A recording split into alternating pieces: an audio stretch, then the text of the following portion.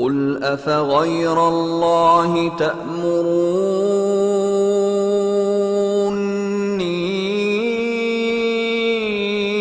أعبد أيها الجاهلون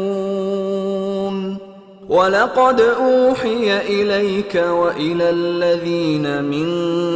قَبْلِكَ لَئِنْ أَشْرَكْتَ لَيَحْبَطَنَّ عَمَلُكَ وَلَتَكُونَنَّ مِنَ الْخَاسِرِينَ بَلِ اللَّهَ فَاعْبُدْ وَكُن مِّنَ الشَّاكِرِينَ وَمَا قَدَرُوا اللَّهَ حَقَّ قَدْرِهِ وَالْأَرْضُ جَمِيعًا قَبْضَتُهُ يَوْمَ الْقِيَامَةِ وَالسَّمَاوَاتُ مَطْوِيَّاتٌ بِيَمِينِهِ سُبْحَانَهُ وَتَعَالَى عَمَّا يُشْرِكُونَ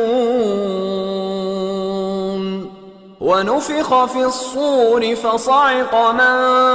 فِي السَّمَاوَاتِ وَمَن فِي الْأَرْضِ إِلَّا مَن شَاءَ اللَّهُ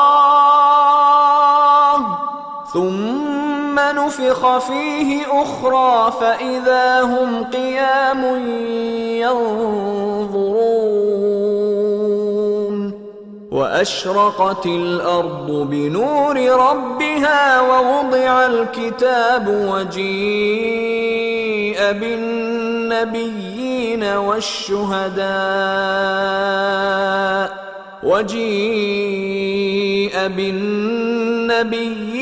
وَالشُّهَدَاءِ وَقُضِيَ بَيْنَهُم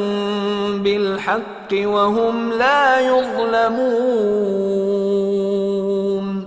وَوُفِّيَتْ كُلُّ نَفْسٍ مَّا عَمِلَتْ وَهُوَ أَعْلَمُ بِمَا يَفْعَلُونَ کہہ دو کہ اے نادانو، تو کیا تم مجھ سے یہ کہتے ہو کہ میں غیر اللہ کی پرستش کرنے لگوں؟ اور اے پیغمبر، تمہاری طرف اور ان پیغمبروں کی طرف جو تم سے پہلے ہو چکے ہیں یہی وحی بھیجی گئی ہے کہ اگر تم نے شرک کیا تو تمہارے اعمال برباد ہو جائیں گے اور تم نقصان اٹھانے والوں میں ہو جاؤ گے،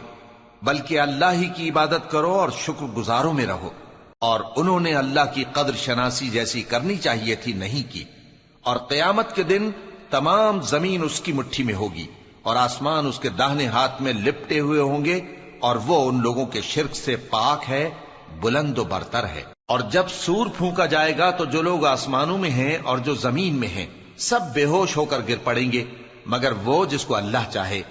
پھر دوسری دفعہ سور پھونکا جائے گا تو فوراً سب کھڑے ہو کر دیکھنے لگیں گے، اور زمین اپنے پروردگار کے نور سے چمک اٹھے گی اور اعمال کی کتاب کھول کر رکھ دی جائے گی،